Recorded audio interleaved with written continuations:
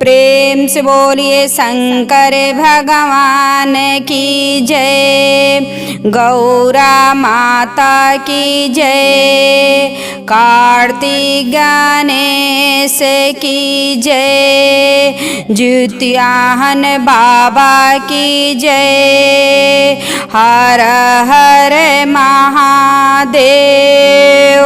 तो देखिए गुरु बहिना, आप लोग के बीच बहुत सुंदर ज्योतिया व्रत के कथा सुनावत तनी। चिल और एक सियारिन के कथा हई, तो आप सब हमरे कथा के सुनी। एक समय की बात रहल कि एगो जंगल में पाकड़ के पेड़ रहल। वो जंगल में पाकड़ के पेड़ रहल, वही पाकड़ के पेड़ के ऊपर चिल रहत रहली, आ पाकड़ के पेड़ के नीचे सियारिन रहत रहली। देखी दोनों जानी लोग रहत रहल, वही पाकड़ के पेड़ के ऊपर चिल रहत रहली, आ उ पाकड़ के पेड़ के नीचे सियारिन रहत रहली। दोनों जानी में चिल और सियारिन में बहुत गहरी दोस्ती रहल। दोनों जानी में बहुत गहरी दोस्ती रहल। आ जौन पाकड़ के पेड़ रहल, वो पाकड़ के पेड़ के किनारे एगो नदी रहल। वो पाकड़ के पेड़ के किनारे नदी रहल। अब चिल और सियारिन एक दिन वह लोग देखा लोग कि एक दिन के वो नदी के किनारे कुछ औरत ज्योतिया के पूजा लोग करत रहल। उ नदी जौन रहल, वही नदी के किनारे ज्योतिया के पूजा लोग करत रहल लोग। जब ज्योतिया के पूजा करत रहल लोग, तो वही नदी के किनारे ई पाकड़ के पेड़ रहल। वही नदी के किनारे ई पाकड़ के पेड़ रहल, जे पे चिल रहत रहली आ नीचे सियारिन रहत रहली। दोनों जानी वही पाकड़ के पेड़ के ऊपर चिल रहत रहली, आ वो पाकड़ के पेड़ के नीचे सियारिन रहत रहली। देखी चिल और सियारिन ज्योतिया व्रत के कथा ई लोग सुनल लोग। चिल और सियारिन दोनों जानी लोग ज्योतिया व्रत के कथा सुनल लोग।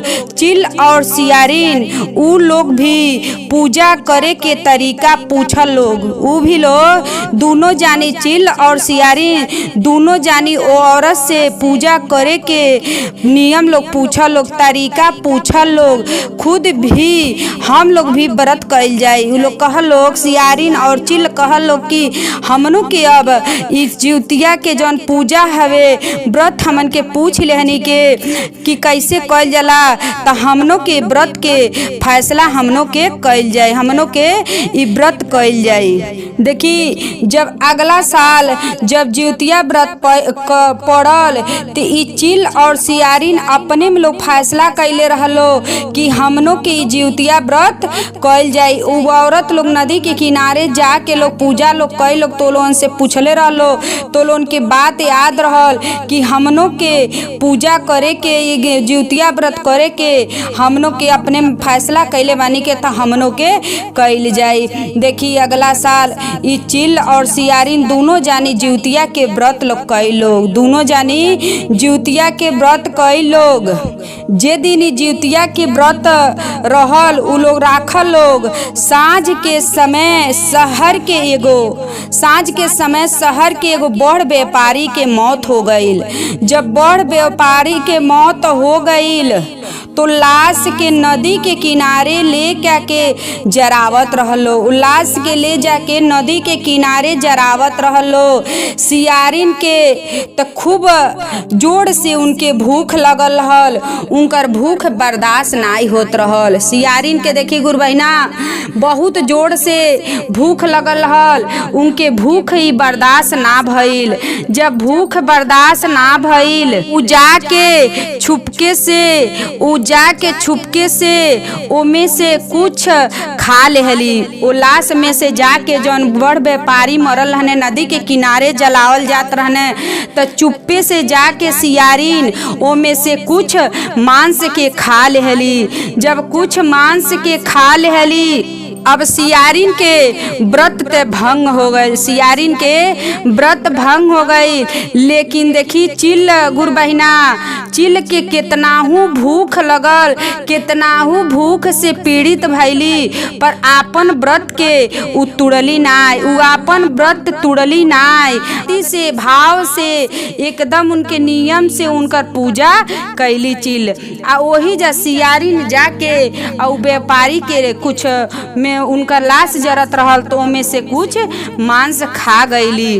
देखी सियारी सोचली कि हम जाके छुपके से ओमे से कुछ हम खा लेतानी, त के देखता, केहू नहीं देखता। लेकिन देखी गुरु बहिना, कुछू कइल जाला त केहू देखे चाहे नहीं देखे, लेकिन ऊपर वाले भगवान देखता ने कि के का करता। देखी चिल त रहली अपन नियम से एकदम, जौन उनका निष्ठा रहल, अपन व्रत के नाय तुड़ली, कितनो उनके भूख से पीड़ित भैली, लेकिन उ कुछ खैली नाय, आपन व्रत एकदम पूजा एकदम नियम से उकैली। आ सियारिन त जाके मांस के खा ले रहली। देखी अब दोनों जानी के कुछ समय के बाद दोनों जानी के मौत हो गईल। जब दोनों जानी के मौत हो गईल त अगला जन्म में उ एगो गांव में पंडिते के घरे दोनों जानी लोग जन्म ले रहल लोग, एगो पंडिते के घरे दोनों जानी लोग जन्म ले रहल। तो देखी दोनों जानी जब गुरु बहिना जन्म ले हलो तो दोनों जानी एक जोड़ुआ लोग रहलो।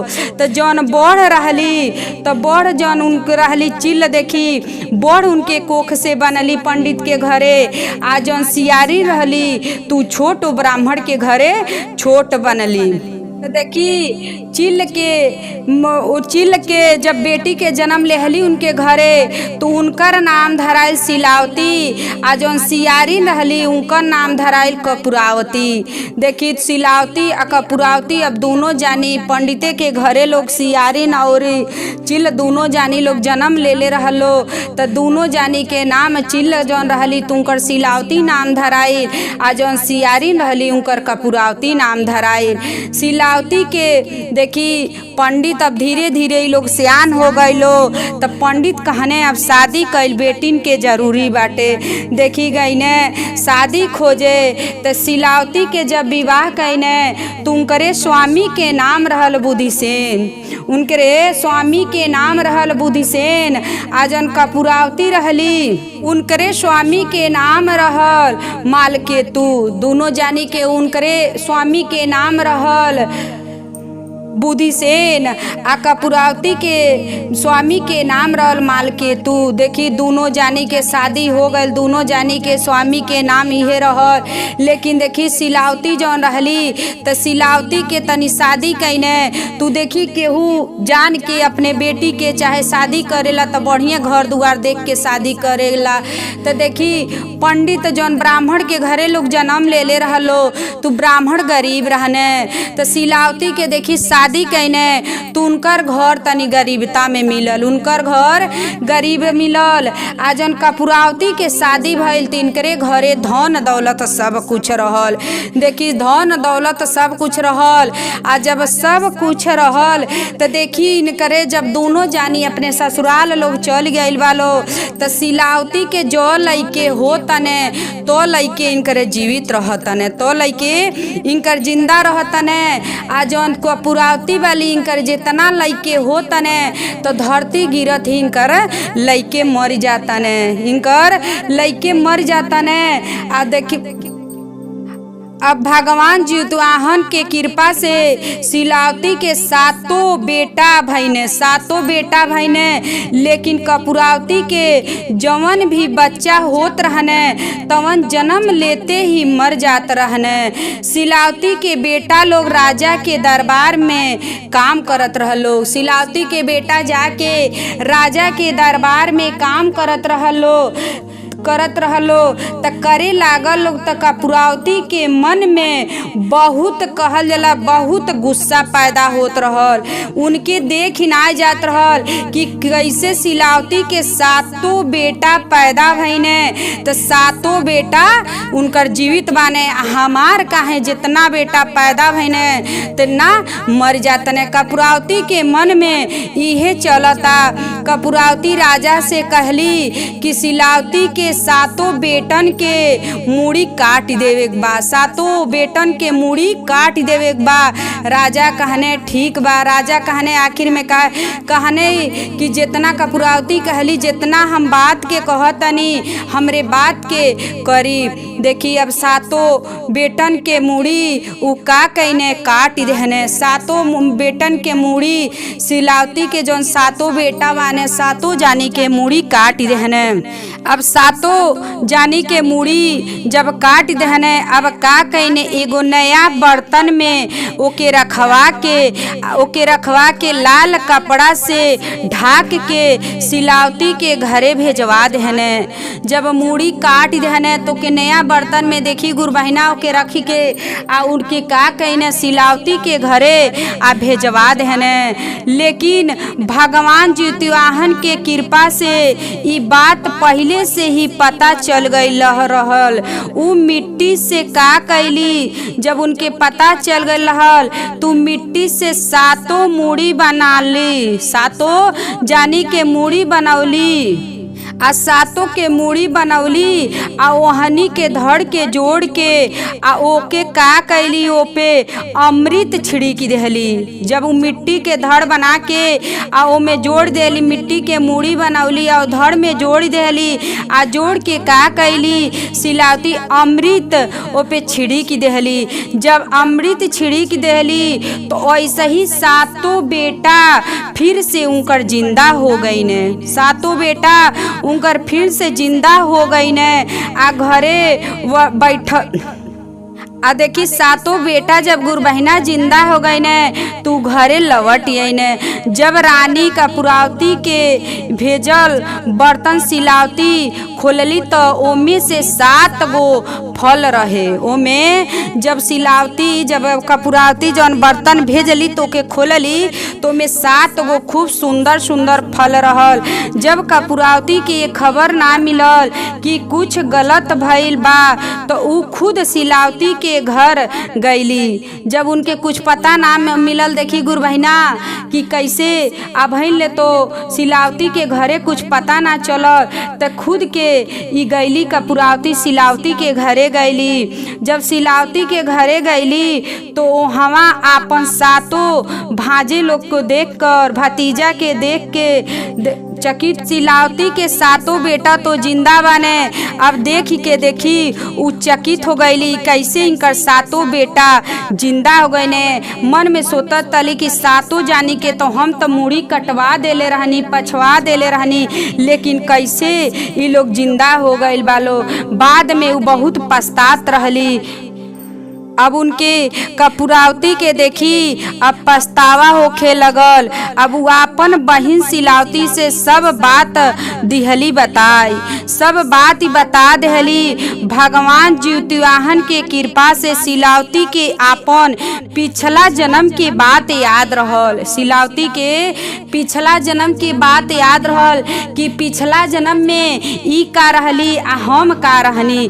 अब शिलावती का कैली, शिलावती अपना बहिन के कपूरावती के लेके वही पाकड़ के पेड़ के नीचे गईली। जब उनके सब बात याद रहल तो का कैली शिलावती अपने कपूरावती बहिन के लेके आ वही पाकड़ के पेड़ के लगे गईली। आ लगे जाके आ सब बात दिहली बताई, सब बात बतौली कि देख अगला जन्म में तू रहलू सियारिन आ हम रहनी चिल, हम रहनी चिल तो हम रहत रहनी यही पाकड़ के पेड़ के ऊपर रहत रहनी आ पाकड़ के पेड़ के नीचे तू रहत रहलू।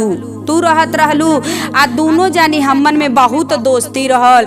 ती जौन है नदी लौकता ते यही नदी के किनारे आके कुछ औरत लोग जिउतिया के कथा लोग कहत रहल। लोग जिउतिया व्रत के कथा लोग कहत रहल। तो हमन के दोनों जानी बहुत ध्यान से सुननी के। आ जब सुन लेहनी के कथा जब समाप्त हो गई तो हमनियों के बहुत अच्छा लगल। तो कहनी के कि काहे हमनों के चलल जा, तो हमनों के लोगन से पूछ लेवल जा। तो हमनों के वो औरत से, वो महिला से जाके आप पूछनी के जिउतिया व्रत के बारे में, हमन के नियम पूछनी के। तो हमन के बतावलो। जब हमन के बतावलो तो हमनों के अगला साल के जौन जिउतिया के है व्रत आयल हल, तो जिउतिया व्रत हमनों के कैनी के। तो अपने में हमन के फैसला कैले रहनी कि हमनों के अब जिउतिया व्रत कैल जाए, जिउतियाहन बाबा के व्रत हमनों के कैल जाए। तो हमहू तूहू कैलू आ हमहू कैनी जिउतिया व्रत के। दोनों जानी जब कैनी के तो तुहार देखा भूख नाई बर्दाश्त भइल, तुहार भूख नाई बर्दाश्त भइल। ती जौन नगर के जौन रहने एगो बड़ व्यापारी, तू ओई दिन में जैया हमन के व्रत कैले रहनी तो ओई दिन में उ व्यापारी के मौत हो गई रहल। ओई दिन में वो व्यापारी के जब मौत हो गई रहल तो तोहरे भूख से तोहके ना रह जात रहल। तो गैलू ओमे से कुछ लाश के तू खा लेलू, ओमे से कुछ मांस तू खा लेलू आ खा के अपन व्रत तू तोड़ देलू। लेकिन तू जनलू कि हम ना देखतनी कि केहू ना देखता, लेकिन जिउतियाहन बाबा के व्रत रहल तू सब देखत रहने। लेकिन देखा हम कितनो तड़पनी, हमके कितनो कुछ भई, लेकिन हम अपन व्रत ना तोड़नी, हम अपन पूजा कैनी। जब सब बात सिलावती कपूरावती से सारा बात बता देहली, कपूरावती जब सारा बात सुन लेहली तो ही जब बेहोश हो के गिर गईली। वही पाकड़ के पेड़ बेहोश हो के गिर गईली। आ जब बेहोश हो के गिर गईली तब राजा के लगे गईल खबर। राजा जब ये सुनने कि ऐसन कपूरावती के उन कपूरावती उनकर औरत रहली कि कपूरावती के साथ ऐसन हो गईल बाटे, तू सुनने खबर तो उगैने। तो जब उगैने तो अब सोचने अब हम का करी, तू हो सारा बात जान गई ने। अब का कहने वही पेड़ के नीचे कपूरावती के पाकड़ के जौन पेड़ रहल तो वही के नीचे ले जाके सारा बात बतौली। तो राजा का कहने वही पाकड़ के पेड़ के नीचे कपूरावती के दास संस्कार वही पाकड़ के नीचे कई देहने। देखी वही पाकड़ के नीचे जब उनकर दास संस्कार हो गई तब तो देखी वो गलती कैले रहली, तो गलती के फल उनके मिलल। तो देख यही से कहल जाला गुरु बहिना कि जवन भी अगर हम काम करतनी, जवन भी पूजा करतनी, जौन व्रत करतनी तो नियम से करी। ई ना सोची कि हम है गलती कर देतनी केहू ना देखता, लेकिन हम जेकर व्रत करतनी उ तो देखता कि के व्रत सही करता, के नियम से करता, के बिना नियम के करता। तो देखी गुरु बहिना ऐसन गलती आप सब कभी ना करी। तो वही जा राजा कहने कि हे जिउतियाहन बाबा, जैसे सिलावती के बच्चा के रक्षा कैनी वैसे ही सबका के बच्चा के रक्षा करब, सबकर बच्चा के रक्षा करब। जैसे सिलावती के बच्चा के रक्षा आप करतनी वैसे सब गुरु बहिना सब जानी के बच्चन के आप रक्षा करब। जिउतियाहन बाबा की जय।